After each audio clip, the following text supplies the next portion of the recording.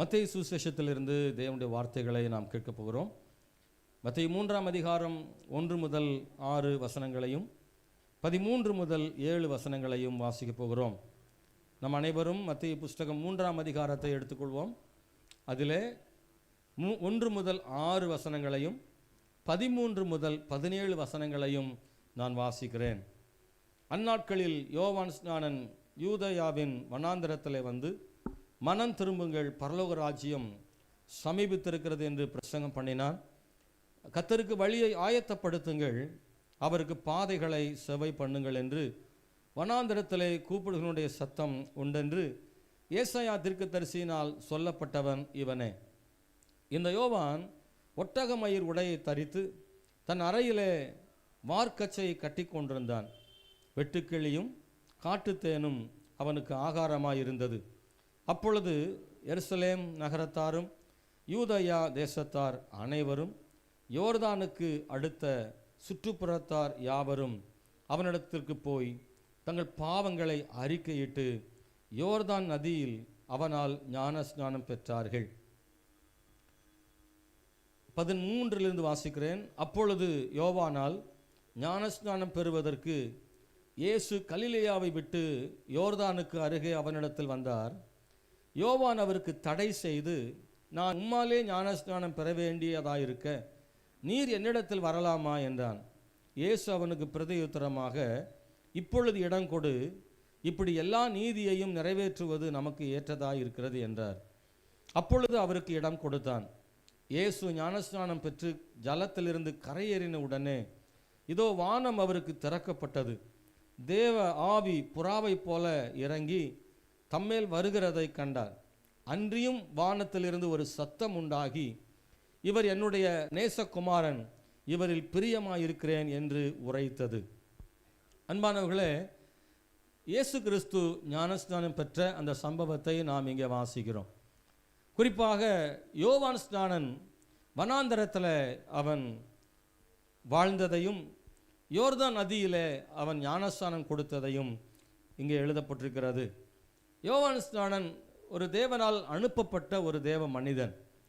அவனை பற்றி சொல்லும் பொழுது, அவனை ஸ்திரீகளிடத்தில் பிறந்தவர்களில் அவனைப் போல பெரியவன் ஒருவனும் இல்லை என்று எழுதப்பட்டிருக்கிறது. அதுபோல இவனுடைய பிறப்பு அற்புதமானது.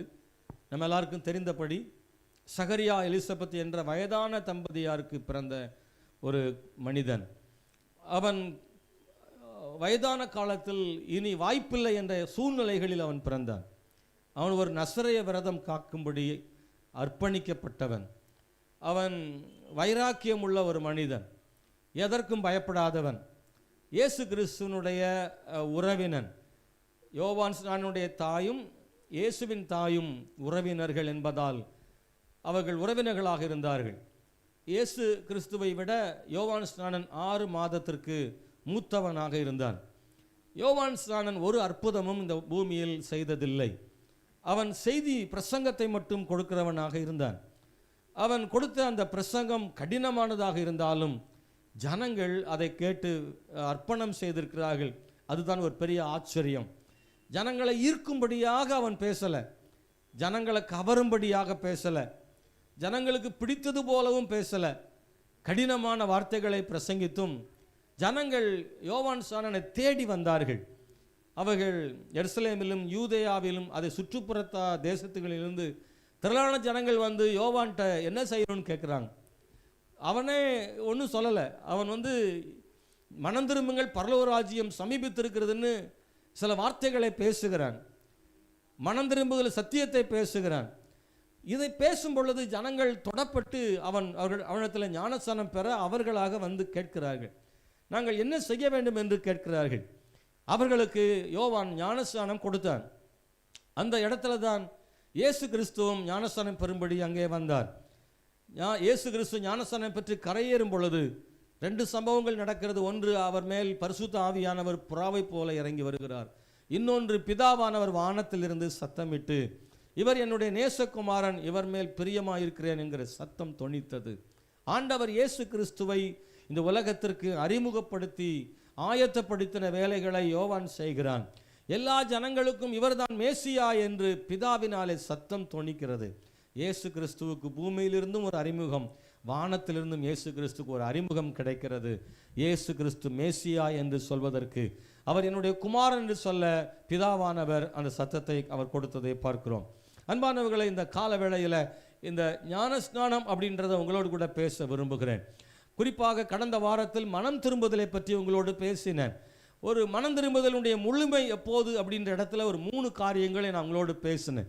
அந்த 3 காரியம் என்ன அப்படின்றத உங்கள்கிட்ட சொல்ல முடியுமா? அது யாராவது ஞாபகத்தில் வைத்து பார்க்காம சொல்ல முடியுமா? மனம் திரும்புதலின் 3 படிகள் சொன்னேன். யாராவது டக்குன்னு கை தூக்கும் பார்க்கலாம். வாங்க, சொல்லுங்க சார், அங்கேருந்து கூட சொல்லுங்க. சிந்தை, வார்த்தை, செயல் அப்படின்றத விட முதல்ல சிந்தையில் ஏற்படுகிற மனம் திரும்புதல், மாற்றம் சிந்தையில் வரணும். கைத்தட்டுங்களா முதல்ல. அதை சொன்னதுக்கு தோத்திரம். பார்த்து சொன்னாங்களோ பார்க்காம சொன்னாங்களோ, ஆனால் சொல்லிட்டாங்க. ஆனாலும் ஒரு பாராட்டு அவங்களுக்கு உண்டு, ஞாபகத்தில் வைத்திருக்கிறாங்கல்ல. சிந்தையில் ஒரு மாற்றம், ஒரு மனம் திரும்புதல்னா முதல்ல எங்கே ஆரம்பிக்கணும்? சிந்தையில் ஆரம்பித்தல். இரண்டாவது, அது வார்த்தையாக மாற வேண்டும். சிலர் நினைப்பாங்க சொல்லப்பட்டாங்க, ஆனால் வெட்கப்படாமல் சொல்லுதல். நான் ஒரு பாவின்னு வெட்கப்படாமல் சொல்கிறது. சிலருக்கெல்லாம் நான் பாவியா, ஊரே பாவின்னு சொல்கிறதுல சொல்லுவாங்களே ஒழிய, நான் பாவி, நான் தப்பு செஞ்சுட்டேன்னு சொல்கிறதுல அந்த இடம் நிறைய பேருக்கு வரவே வராது. ஏதாவது தவறு செஞ்சுட்டு அந்த தவறை யார் மேலேயாவது போடணும்னு தான் தோணுமே ஒழிய ஒத்துக்கிட்டதே இல்லை. ஒத்துக்கிட்டா நம்மளை தப்பாக நினச்சிருவாங்கன்னு சிலர் தன்னுடைய தவறுகளை மறைப்பார்கள். உள்ளத்தில் தெரியும் நான் தான் அதை செய்ததுன்னு, உணர்வு இருக்குது, தப்பு செஞ்சுட்டேன், இந்த மாதிரி பேசிட்டேன், இப்படி செஞ்சுருக்க கூடாதுன்னு மனசில் தெரியும், உள்ளுக்குள்ளே தெரியும், ஆனால் வெளியில் வராது. உண்மையான மனம் திரும்புதல் என்பது உள்ளத்திலே உணர்த்தப்படுவதோ நிறுத்தப்படாமல் வாயினாலே சொல்லணும், நான் தவறு செய்திருக்கிறேன், நான் பாவிதான் ஆண்டவரே என்று ஒத்துக்கொள்ள வேண்டும். மூன்றாவது, அதை செயல் வடிவிலே கொண்டு வர வேண்டும். வெறும் அறிக்கையாக மட்டும் போயிடக்கூடாது. ஸ்தோத்திரம் வாயினால் அறிக்கையிட்டதோடு முடிந்து விடக்கூடாது. சிலர் அதோடு நிறுத்தி கொள்வார்கள், சொல்வாங்க நான் பாவிதான் சொல்வாங்க, ஆனால் அதை மாற்றிக்கொள்ள மாட்டார்கள். மனம் திரும்புதல் என்பது மாற்றிக்கொள்வது, சிந்தைகளை மாற்றிக்கொள்வது, வாயால் அறிக்கையிடுவது, செய்கையால் மாற்றம் கொண்டு வருவது. எதையெல்லாம் என்ன தவறெல்லாம் செய்தோமோ அதற்கு பரிகாரமாக அதையெல்லாம் மாற்றிக்கொள்வது.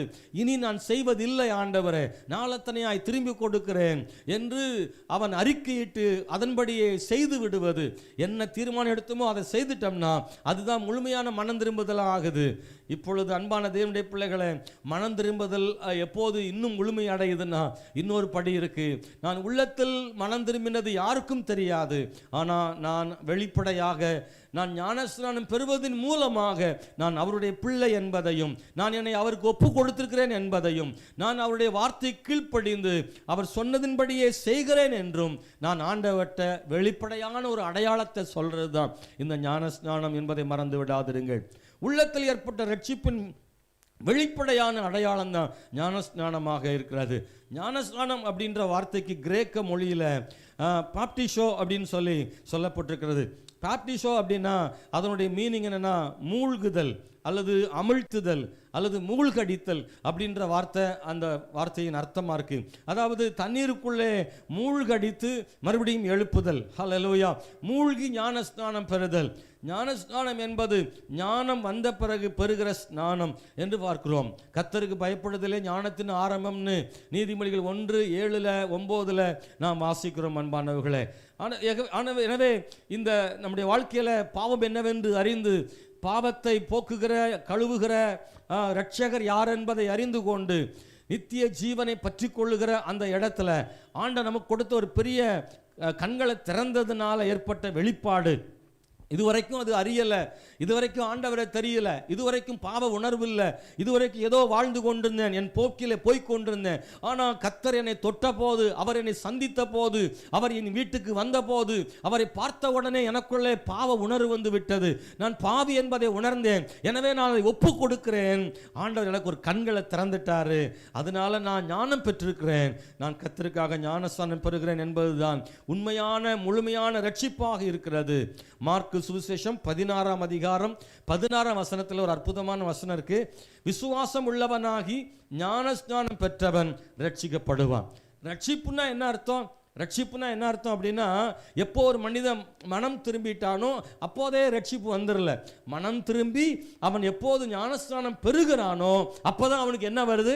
ரட்சிப்பு வருகிறது. வசனம் ரொம்ப அழகா இருக்கு.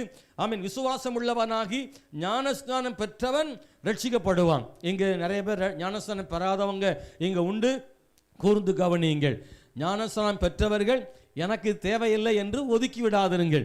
ஞானஸ்நானம் பெற்றவர்களுக்கும் இந்த செய்தி மிகவும் பிரயோஜனமானதாக இருக்கும். எப்போதோ ஞானஸ்நானம் பெற்றோம், ஆனால் அப்போதெல்லாம் இந்த விதமான தெளிவு உங்களுக்கு இல்லாமல் இருந்திருக்கலாம். ஞானஸ்நானம் பெற்றவர்கள் ஏன் பெற்றீர்கள் என்பதை நீங்கள் அறிந்து கொள்ள வேண்டும். ஏனென்றால் ஞானஸ்நானம் பெற்றவர்கள் கூட நான் ஏன் பெற்றேன் சொல்ல தெரியவில்லை. இப்போ உங்களை கூப்பிட்டு நான் கேட்டால் என்ன சொல்வீங்களோ தெரியாது. ஞானஸ்நானம் பெற்றவங்களை கூப்பிட்டு ஞானஸ்நானம்னா என்ன, நீங்கள் ஏன் ஞானஸ்நானம் பெற்றீங்க, அதை பற்றி பைபிள் என்ன சொல்லுகிறது அப்படின்னு உங்களை சொன்னால் உங்களை எத்தனை பேர் வந்து முன்னாடி சொல்ல ஆயத்தமாக இருக்கிறீர்கள்? ஏன்னா நிறைய பேருக்கு தெரியாது. ஒரு முறை ஒருத்தரை கேட்டேன், ஏன் நீங்கள் ஞானஸ்நானம் பெற்றீங்கன்னு ஒரு அம்மாட்ட கேட்டேன். நான் ரொம்ப காயலாவாக இருந்தேன் அல்லது ரொம்ப சோமில்லாமல் இருந்தேன், எனக்கு ஞானஸ்நானம் எடுத்தால் சோகமாயிருன்னு சொன்னாங்க, அதனால ஞானஸ்நானம் எடுத்தேன்னு ஒரு அம்மா சொன்னாங்க. நான் சொன்னேன், சுகமாவதுக்காக கொடுக்கப்படுகிறது இல்லை ஞானஸ்நானம், பாவம் மன்னிக்கப்பட்டதுக்கான அடையாளமாக நம்ம எடுக்கிறதா ஞானஸ்நானம். நிறைய பேர் தப்பாக நினைக்கிறாங்க, நீ உனக்கு கெட்ட கெட்ட சொப்பனமாக வருது, நீ ஞானஸ்நானம் எடுத்துட்டேன்னு உனக்கு அதெல்லாம் வராது அப்படின்னு சிலர் சொல்லி தூண்டி விடுறது. ஒரு நாளும் ஒருத்தரை தப்பாக கைட் பண்ணாதீங்க, தவறாக சொல்லாதீங்க. உன் வாழ்க்கையில் இது நடக்கலை, அது நடக்கலை, அதனால ஞானஸ்நானம் எடுத்து அது நடந்துடும் அப்படின்னு அற்புதம் பெறுவதற்காக, நன்மை பெறுவதற்காக, சுகம் பெறுவதற்காக, ஏதோ குடும்பத்தில் நடப்பதற்காக ஞானஸ்நானம் எடுப்பதல்ல. ஞானஸ்நானம் என்பது என் பாவத்தை இயேசு மன்னித்திருக்கிறார், நான் அவருடைய பிள்ளையாக மாறி இருக்கிறேன், என்னை ஆண்டவர் தெரிந்து கொண்டார், எனவே அவருடைய வார்த்தைக்கு நான் கீழ்ப்படிந்து ஞானஸ்நானம் பெறுகிறேன். எத்தனை பேருக்கு நான் சொல்றது புரியுது? அல்லேலூயா. ஒரு அல்லேலூயா சொல்லுவோமா? சத்தத்தை உயர்த்தி ஆமென். அல்லேலூயா. ஞானஸ்நானத்தை நிறைய தப்பாக நினைக்கிறாங்க. இந்த உலக ஞானஸ்நானத்தை என்ன நினைக்கிறாங்க? மதம் மாற்றுதல் நினைக்கிறாங்க. இல்லை, மதம் மாற்றுவதற்காக கொடுக்கப்படுகிறது ஞானஸ்நானம் அல்ல. ஞானஸ்நானம் என்பது மக்களாக விரும்பி பெற்றுக்கொள்வது, அது ரட்சிப்பிற்கான அடையாளமாக காணப்படுகிறது. ஒருபோதும் தவறான நோக்கத்தோடு ஞானஸ்நானம் பெறக்கூடாது. நல்லா புரிஞ்சுக்கோங்க, ஞானஸ்நானத்தை தவறான நோக்கத்தோடு புரிந்து கொள்ளக்கூடாது, தவறான நோக்கத்திற்காகவும் ஞானஸ்நானம் எடுக்கக்கூடாது. சில நேரங்களில் பார்த்தீங்கன்னா ஒன்றுமே தெரியாத ஒருத்தனுக்கு ஆனால் ஞானஸ்நானத்துக்காக கல்யாணத்துக்காக ஞானஸ்நானம் கொடுக்கறது இருக்குது.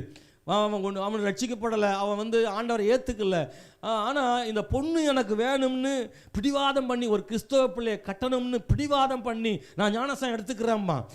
கடைசியில் பார்த்தா ஞானஸ்நானம் கொடுத்த பிறகு பார்த்தா அவன் கண்ட காரியத்தை செஞ்சுக்கிட்டு இருப்பான், ஃபுல் லோடில் வந்து நிற்கான். பார்த்தீங்கன்னா அப்போ என்ன அர்த்தம்னா, அவன் உண்மையாக என்ன செய்யலை? இயேசுவை ஏற்றுக்கொள்ளலை, உண்மையாக ஆண்டவர் ஏற்றுக்கல, உண்மையாக பாவம் மன்னிக்கப்படலை, உண்மையாக ஆண்டவருக்காக வாழணுன்ற எண்ணம் அவனுக்கு இல்லை. அவனுக்கு தேவையெல்லாம் அந்த அழகான பொண்ணு. பொண்ணுக்காக, பொருளுக்காக, இப்படி ஒரு உலக பிரகாரம் நன்மைகளுக்காக ஞானஸ்நானம் பெறுவது அது தவறான ஒரு காரியம். நான் மறுபடியும் சொல்லுகிறேன், ஞானஸ்நானம் என்பது ஒரு சாதாரணமானதல்ல, ஆண்டவர் நமக்கு கொடுத்துக்கிற பெரிய கிருபை. அல்லேலூயா, ஸ்தோத்திரம். நானும் அப்படி தான் பாஸ்டர், எதுக்கோ உனக்கு எடுத்தேன்னு சொன்னீங்கன்னா இன்னொரு ஞானஸ்நானம் உங்களுக்கு கொடுக்க மாட்டோம். நீங்கள் ஆண்டவர்கிட்ட ஒப்பு கொடுத்து, ஆண்டவரே நான் உண்மை உண்மையாக நேசிக்கிறேன், உங்களை நேசிக்கிறதுனால ஞானஸ்நானம் பெறுகிறேன், உங்கள் மேலே அன்பு கூறுகிறேன், அதனால ஞானஸ்நானம் பெறுகிறேன். ஹல்லேலூயா, ஸ்தோத்திரம். தேவனுடைய பிள்ளைகளை, சிலருக்கு என்னென்னா ஞானஸ்நானம் எடுத்தா தான் அந்த அப்பமும் ரசமும் தருவாங்களாம்ல, அது எனக்கு ஒன்றும் கொடுக்க மாட்டேங்கிறாங்க, அதுக்காக நான் ஞானஸ்நானம் எடுக்கிறேன் அப்படின்ற ஆள்லாம் என்ன செய்து இருக்குது. இல்லை இல்லை இல்லை, அதுக்காக அல்ல.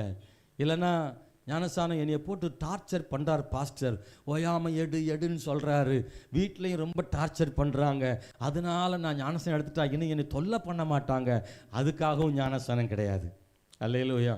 நானாக ஆண்டவரை நேசித்து, எனக்காக சிலுவையில் மரித்த இயேசு, எனக்காக உயிர் கொடுத்த இயேசு, என் பாவங்களை மன்னிக்கிற இயேசு எனக்கு சொல்லியிருக்கிறார் ஞானஸ்நானம் பெறும்படி.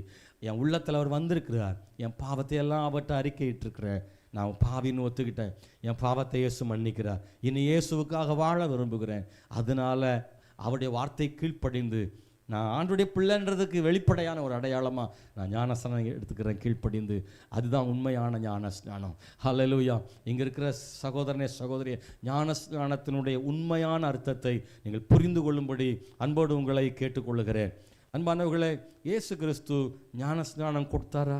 அவர் ஞானஸ்நானம் எடுத்தார்ன்றதை படிக்கிறோம். அவர் ஞானஸ்நானம் கொடுத்தாரா அப்படின்னா பைபிளில் 2 விதமான வசனங்கள் இருக்கிறது. யோவான் சுவிசேஷம் பார்த்தீங்கன்னா 3வது அதிகாரத்தில், யோவான் சுவிசேஷம் 3ஆம் அதிகாரத்தில் 22வது வசனத்தை நீங்கள் படிக்கும்போது அங்கே எப்படி இருக்கிறது? இவைகளுக்கு பின்பு இயேசுவும் அவருடைய சீஷரும் யூதேயா தேசத்திற்கு வந்தார்கள். அங்கே அவர் அவர்களோட சஞ்சரித்து ஞானஸ்நானம் கொடுத்து வந்தார். யாரு? இயேசு கிறிஸ்துவை பற்றி சொல்லியிருக்கு. அப்புறமா நீங்கள் பார்த்தீங்கன்னா ஸ்தோத்திரம், பிரைஸ் தி லார்ட், 4:3 படிக்கும்போது இயேசு தாமே ஞானஸ்நானம் கொடுக்கவில்லை, அவருடைய சீஷர்கள் கொடுத்தார்கள் இருக்கு. இந்த வசனங்களை நீங்கள் படிக்கும்போது ஒரு முரண்பாடு மாதிரி உங்களுக்கு தெரியும். 3ஆம் அதிகாரத்தில் இயேசு ஞானஸ்நானம் கொடுத்து வந்தார், அவங்க சீஷர்களோடு தங்கி இருந்து அப்படின்னு சொல்லியிருக்குல்ல, அப்போ அவர் கொடுத்திருக்கிறார்னு இருக்கு. 4வது அதிகாரத்தில் சொல்லப்படும்போது அவர் ஞானஸ்நானம் கொடுக்கல, சீஷர்கள் தான் கொடுத்தாங்கன்னு சொல்லியிருக்கு. அப்போ கொடுத்தாரா கொடுக்கலையா அப்படின்ற முரண்பாடாக நினைக்க வேண்டாம். அவர் கொடுக்கவில்லை என்று தான் வேத பண்டிதர்கள் சொல்லுகிறார்கள். இயேசு யாருக்கும் ஞானஸ்நானம் கொடுக்கல, அவருடைய சீஷர்கள் தான் ஞானஸ்நானம் கொடுத்தார்கள்னு பைபிளில் இருக்குது. அப்படின்னா அங்கே முன்னாடி சொன்ன வார்த்தை என்ன வார்த்தை? யாராவது உங்கள்கிட்ட கேட்டால் நீங்கள் பதில் சொல்லணும். இல்லை, இயேசு கிறிஸ்து கொடுக்கல, சீஷர் தான் கொடுத்தாங்க, ஆனால் கொடுத்தது அவர் தான் சொல்லப்பட்டிருக்கிறது. அன்பானவர்களை, நீங்கள் பார்த்தீங்கன்னா இன்றைக்கி ஒரு உதாரணம் சொல்லணும்னா, பிங்க் கலர் பஸ்ஸில் போனால் பெண்களுக்கு இலவசமான டிக்கெட் இருக்குது. சிலர் அதுக்குன்னே காற்று கிடந்து போகிற ஆள்லாம் இருக்காங்க. பரவாயில்ல, கொஞ்சம் லாபமாக இருக்குது, சந்தோஷம். ஆனால் நீங்கள் சொல்கிறது என்ன சொல்வீங்க அப்படின்னா, அந்த இலவச டிக்கெட், அதுக்கு என்ன பேர் சொல்கிறீங்க? ஃப்ரீயாக போகிறதா? ஸ்தோத்திரம், ஃப்ரீ பஸ்ஸுன்னே சொல்லிட்டாங்க. ஃப்ரீ பஸ் வருதான்னு பாரியா அப்படின்னு ஃப்ரீ பஸ்ஸுக்காக சொல்கிறோம்ல. யார் ஃப்ரீ பஸ்ஸு கொடுத்தா? கண்டக்டரா முதல்வரா? ஆனால் டிக்கெட்டு கண்டக்டர் தான் கொடுக்காரு, ஆனால் சொல்கிறது யாரை சொல்கிறோம்? முதல்வரை சொல்கிறோம். அது மாதிரி நான் நினைக்கிறேன், இல்லை, சீஷர்கள் தான் கொடுத்தாங்க, ஆனால் கொடுத்தது ஆண்டவரை தான் என்ன செய்கிறது சொல்லப்பட்டிருக்கு. அல்லேலூயா. ஏன்னா அவர் தானே அத்தாரிட்டி. அதனால் அவர் சீஷர்களோடு இருந்தார், சீஷர்கள் கொடுத்தாங்க, அவர் கூட இருந்தார், ஆனால் இயேசுவை தான் அவர் கொடுத்தார் சொல்லப்பட்டது. ஆக நாம் சரியாக புரிந்து கொள்ள வேண்டும். ஆண்டவர் இயேசு கிறிஸ்து தம் சீஷர்கள் மூலமாக இந்த ஞானஸ்நானத்தை கொடுத்தார், அவரும் ஞானஸ்நானம் பெற்றுக்கொண்டார் என்று சொல்லப்பட்டுகிறது. உண்மையான மனம் திரும்புதல் ஞானஸ்நானம் பெற தூண்டும். நல்ல கவனிங்க, உண்மையான மனம் திரும்புதல் ஞானஸ்நானம் பெற தூண்டும். ஞானஸ்நானம் பெற விருப்பம் இல்லை என்றால் மனம் திரும்புதல் அங்கே இல்லைன்னு அர்த்தம். நல்லா கவனிங்க, எத்தனை பேருக்கு புரியுது? ஒருத்தர் ஞானஸ்நானம் பெறவே விரும்பலை அப்படின்னா என்ன அர்த்தம்? அப்படின்னா அவங்களுக்கு மனம் திரும்புதல் அங்கே பிரச்சனை இருக்குன்னு அர்த்தம். மனம் திரும்புதல் ஒன்று வந்துருச்சுனாவே அது நம்மளை சும்மா இருக்க விடாது.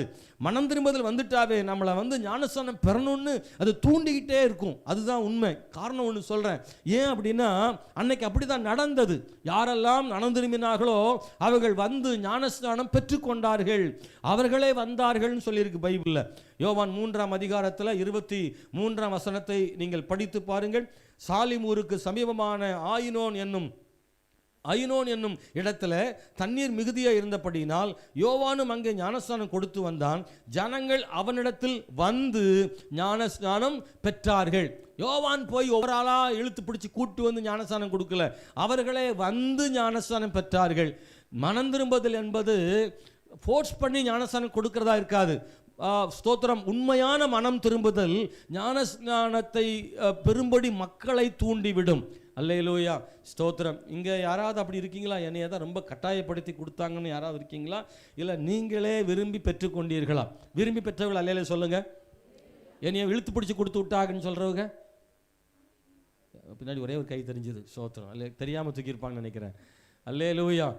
நாலாம் ஞானஸ்தானத்துக்கு திரும்ப கேட்டேன், பாஸ்டர் இன்னும் கொஞ்ச நாள் இருன்னு வச்சு சின்ன பையன்லேயே கேட்டால் கொடுப்பாங்களா? எனக்கு நான் ஒரு 17 வயசில் ஞானஸ்தானம் பெற்றுக்கொண்டேன். அல்லேலூயா, ஸ்தோத்திரம். அன்பான கர்த்தருடைய பிள்ளைகளை, எனக்கு இந்த கால வேளையில் அன்பானவர்களை, ஞானஸ்நானம் பெறுவதற்கு தேவன் நம்முடைய வாழ்க்கையில் ஒரு பெரிய வாய்ப்புகளை ஆண்டவர் தருகிறார். அப்போல்லாம் 16 வயசுக்கு கீழே கொடுக்க மாட்டாங்க அப்போமெல்லாம். இப்போ அப்படி இல்லை. விசுவாசிகளுடைய பிள்ளைகளாக இருந்தால் நம்ம ஒரு 15 வயசுலலாம் கொடுக்க ஆரம்பிச்சிடுறோம். ஏன்னா கர்த்தருடைய பிள்ளையாக இருக்காங்க அப்படின்றதுனால அந்த வீட்டில் அவங்கள நடத்திடுவாங்க. அப்பா அம்மா விசுவாசியாக இருக்கிறதுனால விசுவாசம் நடத்திடுவாங்கன்றதுனால ஒரு 15 வயதில் அவங்களுடையதான விசுவாசத்தை கண்டு ஒப்பு கொடுக்க வைத்து அவங்களுக்கு ஞானஸ்தானம் கொடுக்குறோம். ஆனால் அதே நேரத்தில் ஞானஸ்தானம் என்பது ஒரு மனிதன் ஆண்டவரை நேசிக்கிறவனாக இருந்தா அவர்களே கேட்கணும், எனக்கு எப்போ ஞானஸ்நானம் கொடுக்குறீங்க பாஸ்டர், எனக்கு நீங்கள் ஞானஸ்நானம் கொடுங்க, நான் ஆண்டவருக்காக வாழணும்னு நினைக்கிறேன். ஏன்னா இயேசு கிறிஸ்து நாம் ஞானஸ்நானம் பெறவில்லை என்றால் அவருடைய வருகையில் நாம் கைவிடப்படுவோம்னு பைபிளில் சொல்லப்பட்டிருக்கிறது. நீங்கள் ஸ்தோத்திரம் விசுவாசியாக கூட இருக்கலாம், விசுவாச குடும்பத்தில் இருக்கலாம். ஆனால் நீங்கள் ஆண்டவரை அறிந்து கொண்ட பின்பு, கர்த்தர் யார் என்று தெரிந்த பின்பும் ஆண்டவருக்காக வாழ்கிற தேவனுடைய பிள்ளைகளாக இருந்தும் இன்னும் அவருடைய வார்த்தைக்கு நீங்கள் கீழ்ப்படியாமல் இருந்து ஞானஸ்நானம் பெறவில்லை என்றால் அவருடைய ராஜ்யத்தில் போக முடியாது, அவருடைய வருகையில் எடுத்துக்கொள்ளப்பட முடியாது. ஆமாவே இல்லையா? ஞானஸ்நானம் பெறலாம் பரலும் போக முடியாதுல்ல? எங்க ஆமாவே இல்லையா? நான் போய் சொல்கிறேன்னா பைபிள் என்ன சொல்லுது? ஞானஸ்நானம் பெறலாம் பரலோகத்துக்கு போக இயேசு வருகையில் எடுத்துக்கொள்ளப்பட முடியாது. ஆமென், பிரைஸ் தி லார்ட். ஏன் ஞானஸ்நானம் எடுக்கலை இன்னும் அப்படின்னா அதுக்கு சில காரணங்கள்லாம் சொல்கிறாங்க. இருக்கட்டும் பாஸ்டர், என் பிள்ளைகளுக்கெல்லாம் கல்யாணத்துக்கு எழுதி முடிச்சு வச்சுட்டு அப்புறமா என்ன செய்யலாம், ஞானஸ்நானம் எடுக்கலாம். இப்போ தான் வீட்டுக்கு அஸ்திபாரம் போட்டிருக்கேன், அது ஓரளவுக்கு முடிஞ்சு வரும்பொழுது ஞானஸ்நானம், அதுக்கடையில் இயேசு வந்துட்டாருன்னா அந்த வீட்டோடு இருக்க வேண்டியதான். எத்தனை புரிய சொல்கிறது? ஞானஸ்நானம் பெறதுக்கு எதுவுமே நமக்கு தடையாக இந்த உலகத்தில் ஒன்றுமே இல்லை. அன்பானவர்களே, ஞானஸ்நானத்துக்கு நான் தான் தடையாக இருக்கணும் மொழி, வேறு எதுவுமே தடையாக இருக்க முடியாது. ஞானஸ்நானம் எடுக்கிறதுக்கு வேறு எந்த சூழ்நிலையும் காரணமே கிடையாது. ஏன்னா ஞானஸ்நானம் அவரோடு நம்மளை என்ன செய்யுது, எனக்கு ஆண்டவருக்கு நம்ம கீழ்ப்படுகிறோம். அன்பான தேவனுடைய பிள்ளைகளை ஸ்தோத்திரம். அப்போஸ்தலர் 2:41 அங்கே நீங்கள் பாருங்கள், சில சம்பவங்களை உங்களுக்கு நான் சொல்லிடுறேன். ஜனங்கள் விரும்பி ஞானஸ்நானம் பெற்றுக்கொண்டார்கள். அப்போஸ்தலர்களோ தேவதாசர்களோ யாரையும் ஞானஸ்நானம் பெறும்படி கட்டாயப்படுத்தவில்லை. காரணம், அவங்க கட்டாயப்படுத்தும்படி அவங்க வைத்து கொள்ளவில்லை. அப்போஸ்தலர்கள் வந்து ஞானஸ்நானம் எடுக்கணும்னு ஃபோர்ஸ் பண்ணுறது அளவுக்கு மக்கள் வைக்கலை.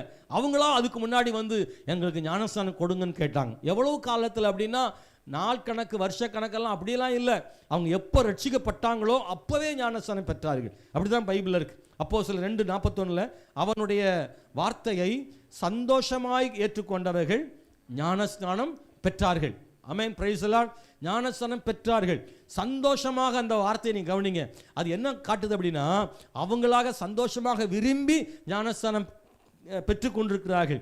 அப்போஸ்தலர் 8ஆம் அதிகாரத்தில் 12வது வசனத்தில் நீங்கள் படிக்கும்போது பிலிப்பு அவனுடைய பிரசங்கத்தை கேட்டபோது அங்கே சொல்லப்பட்டிருக்கிறது, பிலிப்பு பிரசங்கத்தை அவர்கள் விசுவாசித்த போது புருஷரும் ஸ்திரீகளும் ஞானஸ்நானம் பெற்றார்கள் என்று எழுதப்பட்டிருக்கிறது. அந்த விசுவாசித்த போது அப்படின்றது வார்த்தை இருக்குல்ல, அந்த விசுவாசம் தான் அவர்களை ஞானஸ்நானம் பெற வைத்தது. அப்போஸ்தலர் 8ஆம் அதிகாரம் 36வது வசனத்தில் இப்படி இருக்கு, இவ்விதமாய் அவர்கள் வழி நடந்து போகையில் தண்ணீர் உள்ள ஓரிடத்திற்கு வந்தார்கள். அப்பொழுது மந்திரி, இதோ தண்ணீர் இருக்கிறது, நான் ஞானஸ்நானம் பெறுகிறதுக்கு தடை என்ன? இந்த சம்பவம் உங்களுக்கு தெரியும். மந்திரி கந்தாக என்பவளுக்கு மந்திரியாக இருந்தவன் அந்த ரதத்தில் போய் கொண்டிருக்கிறான். அப்படி போகும்போது பிலிப்பு என்கிறதான தேவ மனிதனுக்கு ஆண்டவர் சொல்கிறாரு, நீ போய் அந்த ரதத்தோடு சேர்ந்து கொள். அப்போ பிலிப்பு அந்த ரதத்தில் போயிட்டு ஏறிக்கிட்டான். கை காட்டியிருக்கக்கூடும், அந்த மந்திரி அவனை ஏற்றிக்கிட்டாரு. ஆனால் மந்திரியை பார்த்தா அவர் ஏசாயா புஸ்தகத்தை படிச்சுக்கிட்டு இருக்கிறாரு. அப்போ பிலிப்பு கேட்குறான், நீங்கள் இது உங்களுக்கு தெரியுமான்னு. ஒருவன் எனக்கு சொல்லாட்டா எப்படி தெரியும்னு மந்திரி சொல்கிறாரு. பிலிப்பு அங்கிருந்து ஆண்டவருடைய வார்த்தைகளை அவருக்கு பிரசங்கிக்கிறான். அவர்கள் பிரசங்கித்து கொண்டே கேட்டுக்கொண்டே ரதம் போய்கொண்டே இருக்கிறது. போய்கொண்டே இருக்கும்போது சைடில் பார்த்தா ஒரு குளம் இருக்குது. உடனே ஸ்தோத்திரம், மந்திரி சொல்கிறார், பிலிப்பு சொல்லலை, மந்திரி சொல்கிறாரு, ஐயா தண்ணி இருக்குது, ஞானஸ்நானம் பெற தடை என்ன? ஞானஸ்நானம் பெற ஒரு தடையுமே, ஞானஸ்நானம் பெறதுக்கு நான் தடையா இல்லாட்டா எதுவுமே தடையாக இருக்க முடியாது. இயேசு எப்போதும் அவர் ஞானஸ்நானத்துக்கு அங்கீகாரம் கொடுக்க ஆயத்தமாக இருக்கிறார். பாஸ்டர் ஞானஸ்நானம் கொடுக்க ஆயத்தமாக இருக்கிறார். அல்லேலூயா, ஸ்தோத்திரம். தண்ணி இருக்கு எப்போவுமே. அல்லேலூயா. நீங்கள் ஒப்பு கொடுத்தா போதும், ஞானஸ்நானம் கொடுத்துடலாம். முழுமையான ஒப்பு கொடுத்தல் இருந்தால் ஞானஸ்நானம். அன்பான தேவனுடைய பிள்ளைகளை, அதே நேரத்தில் நாம் மனம் திரும்பாமல் ஞானஸ்நானம் எடுக்கக்கூடாது, விரும்பாமல் ஞானஸ்நானம் எடுக்கக்கூடாது, பாவத்தை விட்டுவிடாமல் ஞானஸ்நானம் எடுக்கக்கூடாது, விக்கிரக ஆராதனையோடு ஞானஸ்நானம் எடுக்கக்கூடாது. நல்லா கவனிங்க. நான் அப்பப்போ கொஞ்சம் 2 சிகரெட்டு புகை விட்டுக்கிடுவேன் அப்படின்னு கொஞ்சம் பேலன்ஸ் இருக்குன்னு இருந்தால் ஞானஸ்நானம் எடுக்கக்கூடாது. நல்லா கவனிங்க. ஞானஸ்நானம் எடுத்த பிறகு முன்னாடி ஒரு 10 ஒத்து அடிப்பேன், இன்னும் 2 அடிச்சுக்கிடுவோம் அப்படின்னு இல்லை. முதல்ல அடிக்கடி குடிப்பேன், இப்போ ஏதாவது ஃபங்க்ஷனுக்கு குடிச்சுக்கிடுவோம் அப்படின்னு ஒரு பிளான் இருந்துச்சுன்னா ஞானஸ்நானம் எடுக்கக்கூடாது. அல்லேலூயா, ஸ்தோத்திரம்.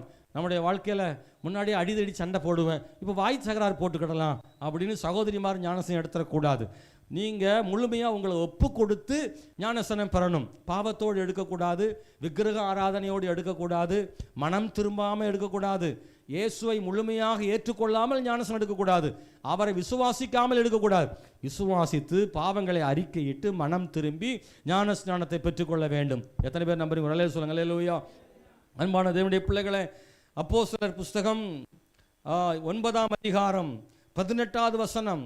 உடனே அவன் கண்களிலிருந்து மீன் செதில்கள் போன்றவைகள் விழுந்தது, அவன் பார்வை அடைந்து எழுந்திருந்து ஞானஸ்நானம் பெற்றான்.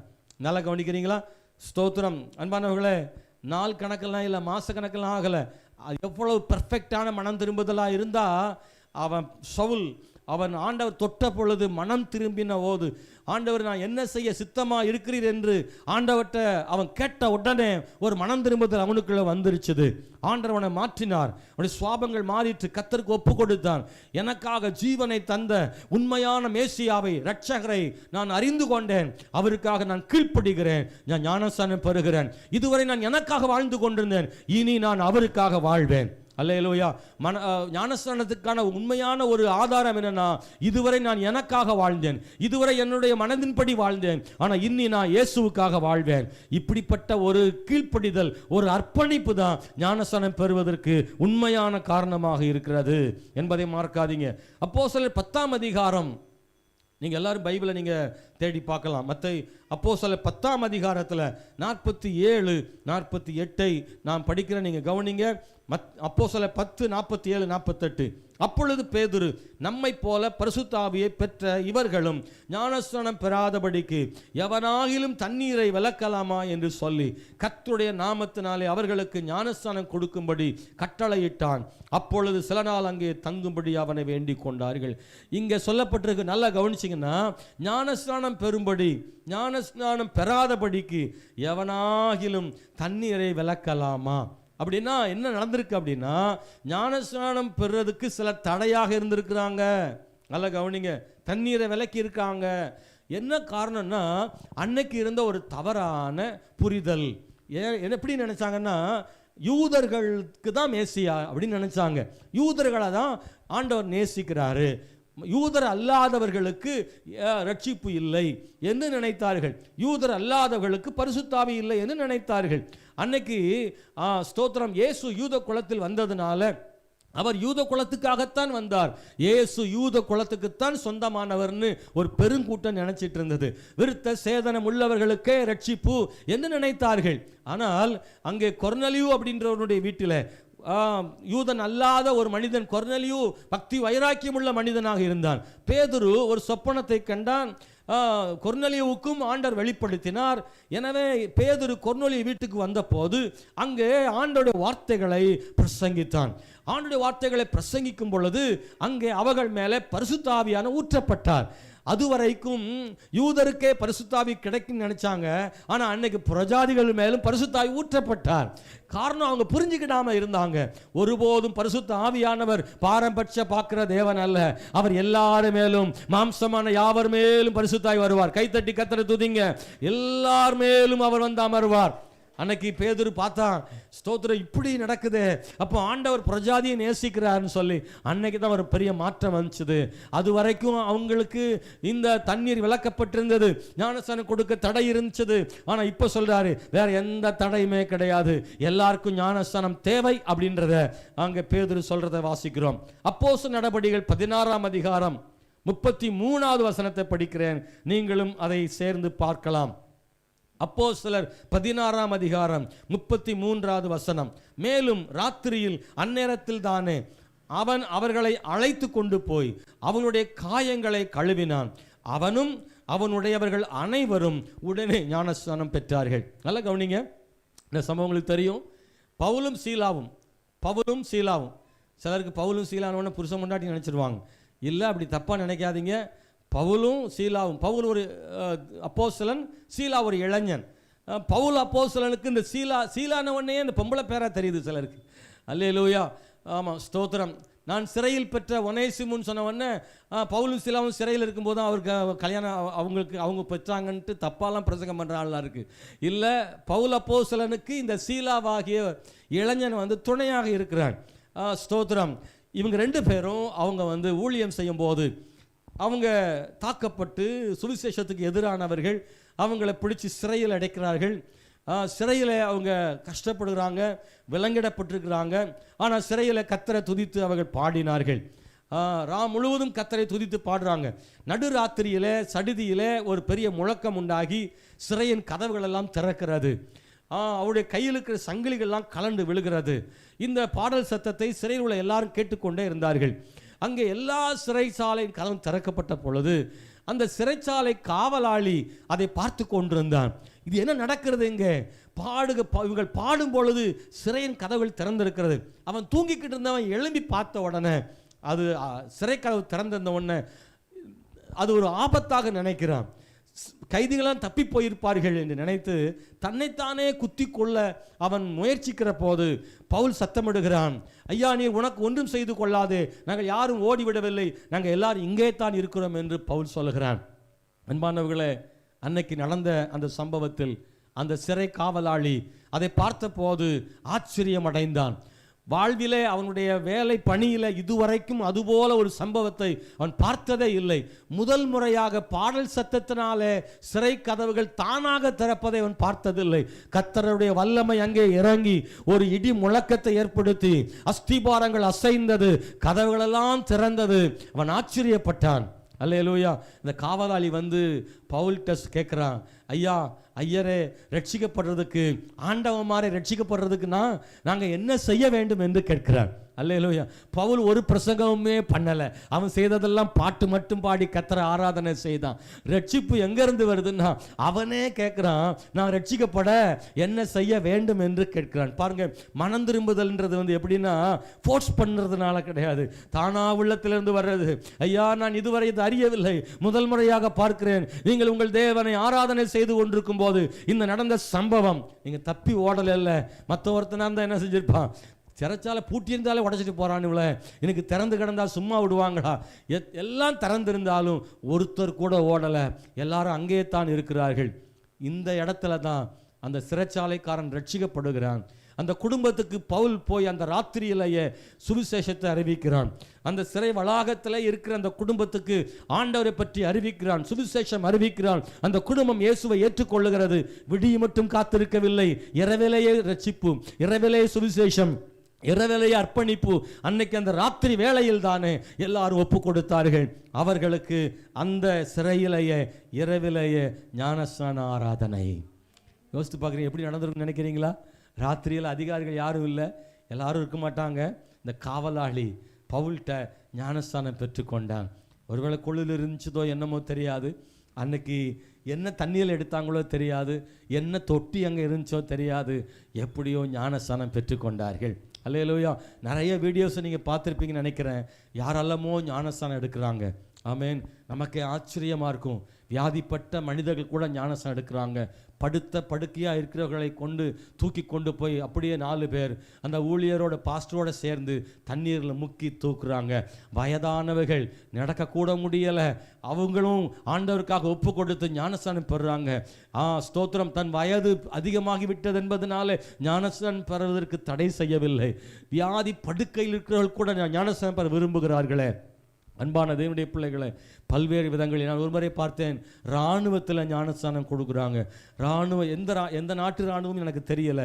ஆனால் அந்த வீடியோவில் பார்க்கும்போது அந்த படை தளபதியாக இருக்கலாம், அங்கே இருக்கிறவரை ஞானஸ்தானம் கொடுக்குறாரு அவங்களுக்கு. அன்பானவர்களை, தண்ணி குளிர், ஸ்தோத்திரம். அந்த மண் தோண்டி அதில் பிளாஸ்டிக் பேப்பர் வச்சு அதில் தண்ணி ஊற்றி, ஆனால் எப்படியாவது ஞானஸ்தானம் பெறணுன்றதுக்காக எவ்வளோ முயற்சிகள் அவங்க பண்ணுறதை நீங்கள் பார்க்கணும். கர்த்தருடைய பிள்ளைகளே, ஸ்தோத்திரம். ஆண்டவர் இயேசு கிறிஸ்துவின் நாமத்தினால இன்னைக்கு இந்த காலவேளையில் ஞானஸ்நானம் எவ்வளவு முக்கியமானதாக இருந்தால் இவர்கள் எல்லாரும் இப்படி உடனடியா எடுக்க காரணத்தை நீங்கள் கவனிக்கும்படி கேட்கிறோம். அந்த வசனத்தில் ஒரு வார்த்தை இருக்கு, அவனும் அவனுடையவர்கள் அனைவரும் உடனே ஞானஸ்நானம் பெற்றார்கள். சொல்லுங்க, அந்த வார்த்தையை சொல்லுங்க. அந்த உடனே இல்லை, அது எனக்கு ரொம்ப பிடிச்சிருந்துச்சு. உடனே இல்லை, அந்த காவலாளி ஒருவேளை ரட்சிக்கப்பட்டு உடனே சொல்லியிருக்கலாம், நான் வாய்ப்பு வரும்போது எடுத்துக்கிறேன், அல்லது நாளைக்கு பார்க்கலாம். ஒரு நாள் நாளை அப்படின்னு ஒரு நாள் சொல்லாதீங்க. உங்களை ஆண்டவர் ரட்சித்திருந்தா, உங்கள் பாவங்களை ஆண்டவர் மன்னிச்சிருந்தா நாளைன்னு தள்ளி போடாதீங்க. அடுத்த மாதம் அல்ல, அடுத்த வருடம் அல்ல, நான் ஆண்டவருக்காக ஒப்பு கொடுக்க விரும்புகிறேன். அன்பானவர்களே, நீங்கள் ஆலயத்துக்கு 10 வருஷம் கூட வந்திருக்கலாம், ஆனால் ஞானஸ்தானம் பெறலை அப்படின்னா ஆண்டவரோட பரலோகத்துக்கு போக முடியாதுன்னு வேதம் தெளிவாக சொல்லுது. ஆமென், ஹல்லேலூயா. ஒருத்தன் கேட்டானா, ஞானஸ்தானம் எடுக்கலன்னா பரலோகம் போக முடியாதுன்னு சொல்கிறீங்களே, அன்னைக்கு ஏசப்பா ஒருவனுக்கு இன்னைக்கு பரதேசில் இருப்பான்னு சொன்னார். அவன் சிலுவையில் அடிக்கப்பட்டிருந்த ஒரு கள்ளன் தானே. அவன் எப்போ எங்கே போய் ஞானஸ்தானம் எடுத்தான்? அவன் ஞானஸ்தானம் எடுக்காததுனாலும் இன்னைக்கு என் கூட பரதேசில் இருப்பாயின்னு சொன்னாரே. அப்போ கள்ளன் போக முடியும்னா நானும் போக முடியும்னு சொன்னானா. அப்போ அந்த பாஸ்டர் கேட்டாரா, நீ கள்ளனா அப்படின்னாரா. கள்ளனா இருந்தால் நீ தேவையில்லை, நீ சிலுவையில் அடிக்கப்பட்டவனா இருக்கிறாயா அப்படின்னா வேண்டாம். அவனுக்கு இறங்கி போய் ஞானஸ்தானம் எடுக்கிறதுக்கு வாய்ப்பு இல்லை. அதனால இயேசு கிறிஸ்து அவனுக்கு ஒரு விதிவிலக்கு கொடுத்துருந்தாரு. ஆனால் உங்களுக்கு எனக்கு ஞானஸ்தானம் எடுக்கிறதுக்கு எத்தனையோ வாய்ப்புகள் இருக்குது. கர்த்தருடைய வார்த்தையை கீழ்ப்படியுங்கள். எனக்கு இந்த காலையில் ஞானஸ்தானம் பெறாதவர்கள் இங்கே இருந்தால் ஞானஸ்தானம் பெற்றுக்கொள்ள உங்களை இன்னைக்கே ஒப்பு கொடுக்கும்படி அன்போடு உங்களை கேட்டுக்கொள்கிறேன். அன்பான தேவனுடைய பிள்ளைகளை, ஞானஸ்நானம் ஏன் பெறணும்? ஏன் ஞானஸ்தானம் பெறணும்னா, ஒன்று, அன்பானவர்களே, கர்த்தருடைய கட்டளைக்கு கீழ்ப்படிய வேண்டும். நல்லா நீங்கள் புரிஞ்சுக்குவாங்க. முதல் காரியம், மத்தேயு சுவிசேஷம் 28ஆம் அதிகாரம் 18 முதல் 20 வசனங்களை நீங்கள் படித்து பார்க்கும்போது அங்கே ஆண்டவருடைய வார்த்தை ஞானஸ்தானம் பெற்றுக்கொள்ள ஆண்டவருடைய கட்டளை அங்கே கொடுக்கப்பட்டிருக்கிறது. ஞானஸ்தானம் கொடுத்து, அல்லேலூயா, ஸ்தோத்திரம், ஆண்டவர் சொல்றார், அவங்களுக்கு ஞானஸ்தானம் கொடுங்கள் அப்படின்றது அவருடைய கட்டளை. ஆண்டவருடைய கட்டளைக்கு நான் கீழ்ப்படுகிறேன். சொல்லுங்க, ஆண்டவருடைய கட்டளைக்கு கீழ்ப்படிந்ததுனால ஞானஸ்தானம் பெற்றிருக்கிறேன். இந்த கீழ்ப்படிதல் தான் ஞானஸ்தானத்தை பெற பண்ணுகிறது. கீழ்ப்படியாமை ஒருபோதும் ஆசீர்வாதத்தை கொண்டு வராது. நல்லா கவனிக்கிறீங்களா? ஆண்டவருக்கு நம்ம கீழ்ப்படியலைன்னா அது ஒரு பெரிய தடை. அது ஆசீர்வாத குறைவு. என்னதான் நம்ம பேசலாம், ஆனால் நான் ஆண்டவருக்கு கீழ்ப்படியலைன்னா அது எனக்கு ஆசீர்வாதமாக ஒருபோதும் இருப்பதே இல்லை. நல்லா உங்கள் வாழ்க்கையில் புரிந்து கொள்ளுங்கள். கீழ்ப்படியாமை ஆசீர்வாதத்துக்கு தடையாக இருக்கிறது. கீழ்ப்படிதல் தான் ஆசீர்வாதத்தினுடைய முதல் படி. சொல்லுங்க, கீழ்ப்படிதல் தான் ஆசீர்வாதத்தினுடைய முதல் படி. நீங்கள் படிச்சீங்கன்னா ஆண்டவர் ரொம்ப எதிர்பார்க்குறாரு. வேற எல்லாத்த விட கீழ்ப்படிதல் ஆண்டவர் ரொம்ப எதிர்பார்க்குறாரு. ஆபிரகாம் தன் குமாரனை பலி செலுத்தும் அந்த இடத்துல சொல்றாரு, நீ கீழ்ப்படிந்த படியினால் நான் உன்னை அந்த வார்த்தை ஒரு வார்த்தை அதில் வருது. நீ கீழ்ப்படிந்த என் வார்த்தைக்கு நீ கீழ்ப்படிந்த படியினால். ஆண்டவர் அவன்கிட்ட எதிர்பார்த்தது அதுதான். ஈசாக்க பலியிடணும்லாம் ஆண்டவர் நினைக்கல, ஆனால் இவன் கீழ்ப்படுகிறானா என்பதை ஆபிரகாம்கிட்ட ஆண்டவர் கவனித்தார். அதை அவன் செய்தான். கர்த்தர் கொடுக்கிற சர்டிஃபிகேட் என்னன்னா, நீ கீழ்ப்படிந்ததினால் நான் உன் சந்ததியை ஆசீர்வதிப்பேன்னு அவனுக்கு ஆண்டவர் வாக்குத்தத்தம் கொடுத்தாரு. அவனுடைய மகனை அவனுக்கு திரும்ப ஆண்டவர் கொடுத்தார். இன்னைக்கு உங்களுக்கும் எனக்கும் ஆண்டவர் எதிர்பார்க்கிறது அந்த கீழ்ப்படிதலை எதிர்பார்க்கிறார். அன்பானவர்களே, ஒரு பெரிய கிராமத்தில் ஸ்தோத்திரம், ஒரு பெரிய அணை இருந்தது. அந்த நீர்த்தேக்கம் அது அதிகமான மழையினாலே உடையும் தருவாயில் இருந்தது. அப்பொழுது அரசாங்கம் அந்த அதிகாரிகள் எல்லாரும் ஒரு ஜீப் எடுத்துக்கிட்டு இந்த அணை உடைவ போகிற சூழ்நிலையில் இருக்கிறது என்று அங்கே இருக்கிற கிராமங்களுக்கெல்லாம் சொன்னாங்க. நீங்கள் உடனே இங்கிருந்து புறப்பட்டு மேடான இடங்களுக்கு போய்விடுங்கள், அணை விரைவிலே உடைய போகிறது என்று சொன்னார்கள். ஆனால் அங்கே சொல்லும் பொழுது கொஞ்சம் பேர் அதை கேட்டுட்டு அவங்க அந்த இடத்துக்கு மேடான இடங்களுக்கு போயிட்டாங்க. ஆனால் ஒரு கூட்டமானது அவங்க சொன்னாங்க, இத்தனை வருஷம் நான் பிறந்ததுலேருந்தே எங்கே தான் இருக்கிறேன், எங்கள் தாத்தா காலத்தில் இங்கே தான் இருக்கிறேன், இந்த அணை இதுவரைக்கும் என்ன செய்யலை, உடையவே இல்லை. எல்லாரும் சொன்னாங்க, இந்த அணை அவ்வளோ ஸ்ட்ராங் ஆனது அப்படின்னு அந்த மக்களெல்லாம் சொன்னாங்க. அந்த அதிகாரிகள் ஜீப்பில் அனௌன்ஸ்மெண்ட் பண்ணிட்டு வரும்போது அதெல்லாம் இவங்க மதிக்கவே இல்லை. அப்படிலாம் ஒன்று நடக்குமாயா, அதெல்லாம் இந்த அணை ரொம்ப ஸ்ட்ராங்காக ஒரு நாள் உடையாதுன்னு அந்த மக்களெல்லாம் போகவே இல்லை. என்னுடைய வயக்காட்டை விட்டு நான் எப்படி போவேன், என்னுடைய ஆடு மாடை விட்டு எப்படி போவேன்னு அவங்க அங்கே இருந்தாங்க. சொன்னபடி அணை உடைந்தது. அன்பானவர்களே, அந்த கிராமங்கள் எல்லாம் அழிக்கப்பட்டது. அங்கே இருந்தவர்கள் எல்லாரும் மாண்டு போனார்கள். இதுதான் இந்த கடைசி காலத்தில் கர்த்தர் கொடுக்கிற எச்சரிப்பு. அவருடைய வருகை மிக சீக்கிரமாக இருக்கிறது. இந்த செய்தியை மக்களுக்கு சொல்லும் பொழுது ரெண்டு விதமான கூட்டம் இருக்கிறது. கேட்டு கீழ்ப்படிந்து ஆண்டவருக்கு ஒப்பு கொடுத்து அந்த பெரிய ஆபத்திலும் தன்னை காத்து கொள்ளுகிறவர்களும் இருக்கிறார்கள். அதே நேரத்தில் அதை ஏளனம் செய்து ஆண்டவருடைய வார்த்தையை அவிசுவாசித்து விசுவாசிக்காமல் அந்த வார்த்தையை ஏளனமாக நினைத்து அற்பமாக நினைத்து இன்னும் ஆண்டவர் கீழ்ப்படியாமல் இருக்கிற மக்களும் உண்டு. ஆனால் கர்த்தர் சொன்னபடிதான் நடக்கும் இந்த உலகத்தில். அப்பொழுது கீழ்ப்படிந்தவர்கள் தங்களை காத்துக்கொள்வார்கள். ஆமென், அல்லேலூயா. தேவனுடைய எச்சரிப்பின் வார்த்தைகளை ஒரு நாளும் நீங்க குறைவாக நினைக்காதீங்க. இந்த வேத வசனம், கர்த்தருடைய தீர்க்க தரிசனங்கள், அவருடைய வார்த்தைகள் ஒருபோதும் அழியாது. அது அப்படியே நடக்கும். இயேசு மறுபடியும் வரப்போகிறார். மனம் திரும்பினால் நீங்கள் அவரோடு நித்தியத்தில் வாழ முடியும். நீங்கள் அவருக்கு கீழ்ப்படியுங்கள். இந்த உலகத்தின் ஆசாபாசங்களுக்காக, உலக இன்பங்களுக்காக, இன்னும் என்னவெல்லாம் செய்ய வேண்டும் என்பதற்காக பாவத்திற்கு அடிமைப்பட்டு போய் நான் என் இஷ்டப்படி வாழ விரும்புகிறேன் என்று ஞானஸ்நானத்தை தள்ளி போடாதிருங்கள். மனம் திரும்புதலை தள்ளி போடாதிருங்கள். கிறிஸ்து சொன்னபடி வருவார்.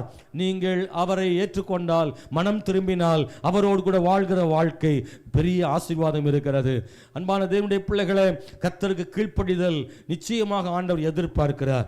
அன்பானவர்களே, வேதத்தில் சொல்லும் பொழுது ஆமென், ரோமர் புஸ்தகம் 6ஆம் அதிகாரத்தில் 3, 5 போன்ற வசனங்களை படிக்கும்போது இது பாவத்துக்கு மரித்து ஸ்தோத்திரம் ஜீவனுக்காக எழுந்திருத்தல் என்று சொல்லப்பட்டிருக்கிறது.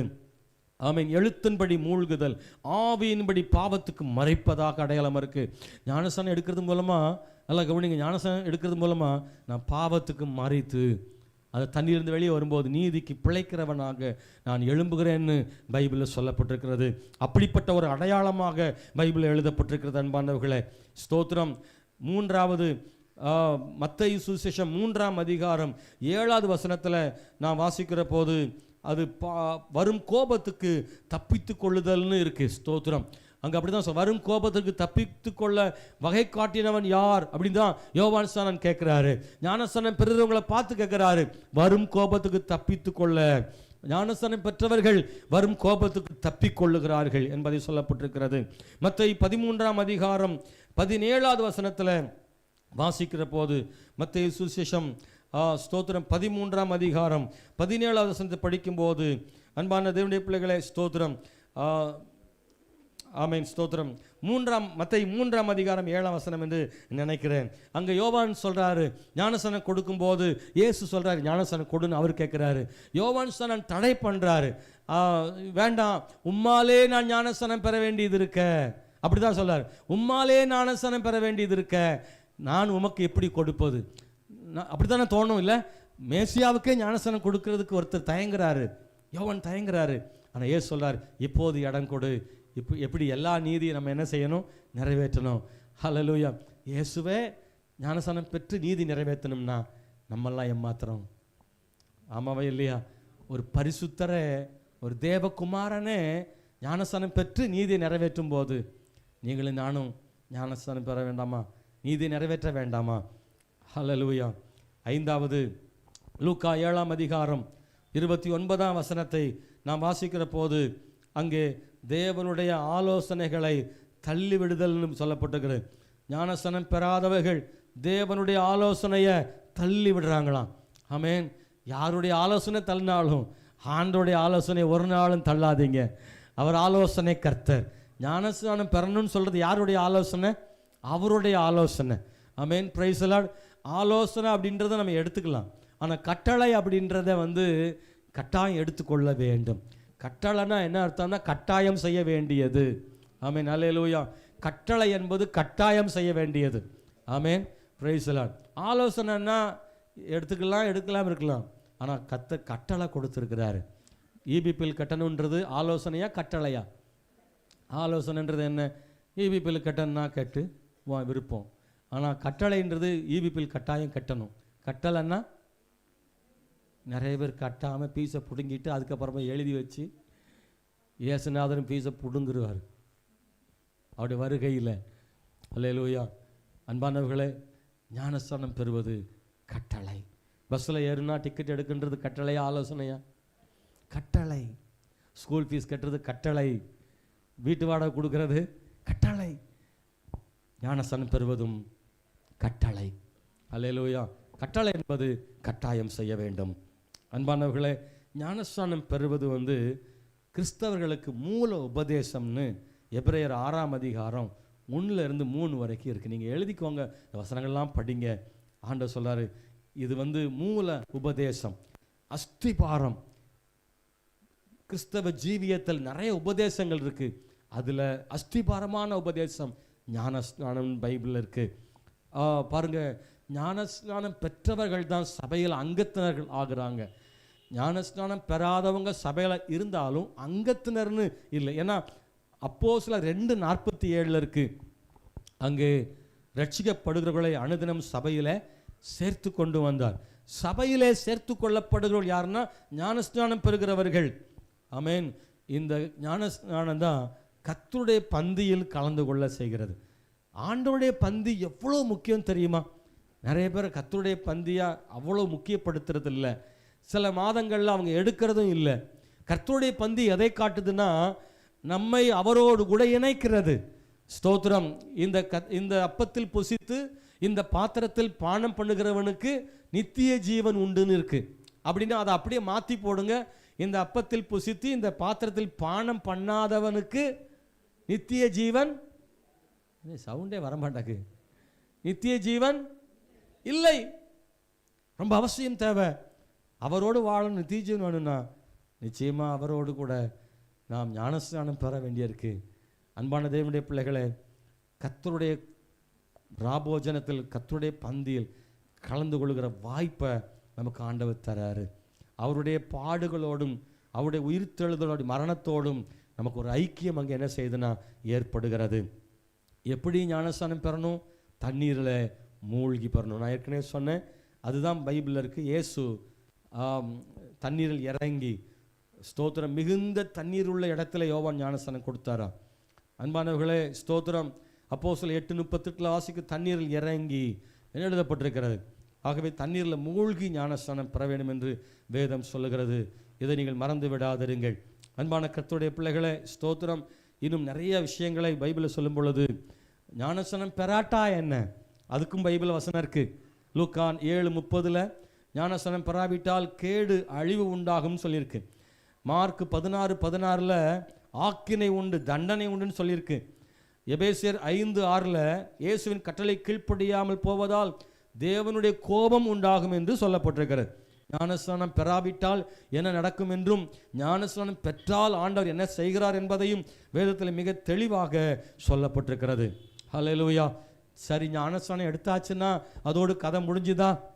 இல்லை. ஞானஸ்நானம் பெற்ற பிறகு இயேசுவுக்காக உண்மையாய் வாழ வேண்டும். ஹல்லேலூயா. ஞானஸ்நானம் எடுத்தாச்சு எப்படினாலும் வாழலாம், அப்படியா? இல்லை. ஞானஸ்நானம் பெற்ற பிறகு ஆண்டவருக்காக உண்மையாய் வாழ, கிறிஸ்துவின் ரட்சிப்பை, ஆண்டு கொடுத்ததான அந்த நித்திய ஜீவனை, அந்த நல்ல அப்பா பிள்ளை என்ற அந்த உறவை, தேவனோடு உள்ள நல்ல அந்த ஐக்கியத்தை நீங்கள் பாதுகாத்து கொள்ள வேண்டும். சிலர் ரட்சிக்கப்பட்டிருப்பாங்க, ஞானஸ்நானம் எடுத்திருப்பாங்க, ஆனால் அதோடு முடிஞ்சிடுச்சு. அதுக்கப்புறம் அவங்க இஷ்டப்படி வாழ்வாங்க. அது ஞானஸ்நானம் எடுத்தும் பயனில்லை. சிலர்லாம் ஞானஸ்நானம் எடுத்து துணிகரமான பாவங்களை செய்வாங்க. ஞானஸ்நானம் பெற்ற பிறகு இஷ்டப்படி வாழ்வாங்க. ஞானஸ்நானம் பெற்ற பிறகும் அவங்க கண்டபடி பேசுவார்கள். அவர்கள் சாதாரண ஞானஸ்நானம் பெறுவதற்கு முன்பு எப்படி இருந்தார்களோ அப்படித்தான் ஞானஸ்நானம் பெற்ற பிறகும் வாழ்வார்கள். அப்படிப்பட்டவர்களுக்கு ஞானஸ்நானம் பொருத்தமானது இல்லை. ஞானஸ்நானமும் ரட்சிப்பும் நம்முடைய வாழ்க்கையை மாற்றி இருக்க வேண்டும். நான் திரும்பவும் சொல்கிறேன், நீங்கள் இயேசுவுக்காக உண்மையாய் வாழ தேவன் கிருபை செய்வாராக. அல்லேலூயா. பாவ சூழ்நிலைகளை மாற்றி விடுங்கள். உங்கள் சேர்க்கை தப்பான இடத்துல இருந்தால் மாற்றிடுங்க. ஏன்னா நீங்கள் பெற்ற ஞானஸ்நானம் வீணாய் போய்விடும். உங்களுடைய பழக்க வழக்கங்கள் தவறான இருந்தால் நீங்கள் அதிலிருந்து விடுபெற முடியாது. நீங்கள் ஆண்டவருக்காக வாழ முடியாது. காரணம், சூழ்நிலைகள் மாறட்டும். உங்களை பாவம் செய்ய வைக்கிற, உங்களை பின்மாற்றமடைய செய்கிற, உங்களை தேவ சித்தம் செய்ய விடாமல் தடுக்கிற நபர்களையும் சூழ்நிலைகளையும் விட்டு நீங்கள் விலகுங்கள். பைபிள் அப்படிதான் சொல்லப்பட்டிருக்கிறது. சில காரியம் உங்களை பிடிச்சிக்கிட்டே இருக்கும். நீங்க அதை விட்டு விலக வேண்டும். அப்பதான் நீங்க ஆண்டவருக்காக வாழ முடியும். இல்லைன்னா அது வாழ விடாது. உங்களுக்கு ஆசை காட்டி, இன்பத்தை காட்டி, சந்தோஷத்தை, பொழுதுபோக்கை காட்டி, அது உங்கள் மேல ஆளுகை செய்து பிசாசானவன் உங்களை தன் பக்கமாக வைத்துக் கொள்ளவே விரும்புகிறான். அல்லேலூயா. நான் ஒரு ரகசியத்தை சொல்ல விரும்புகிறேன். நல்லா ஜெபம் பண்ணுங்க, அப்பதான் ஜெயிக்க முடியும். நானும் நினைக்கிறேன் பாஸ்டர் ஆண்டவருக்காக வாழணும்னு, ஆனால் எப்படினாலும் ஒரு இடத்துல விழுந்துடுறேன். நான் ஒவ்வொரு முறையும் நினைக்கிறேன், நான் ஏசப்பாவுக்கு வாழணும், உண்மையாக இருக்கணும், நான் தேவனுக்கு பிரியமில்லாதது செய்யக்கூடாதுன்னு தான் நினைக்கிறேன். ஆனால் எப்படியாவது ஒரு நேரத்தில் தவறு வந்துடுது அப்படின்னா அதுக்கு மிக முக்கியமான விஷயம் ஜெபம் குறைய குறைய குறைய நீங்கள் தோற்றுக்கிட்டே இருப்பீங்க பாவத்தில். நீங்கள் ஜெபம் கூட கூட கூட நீங்கள் பாவத்தை ஜெயிச்சுக்கிட்டே இருப்பீங்க. இதுதான் உண்மை.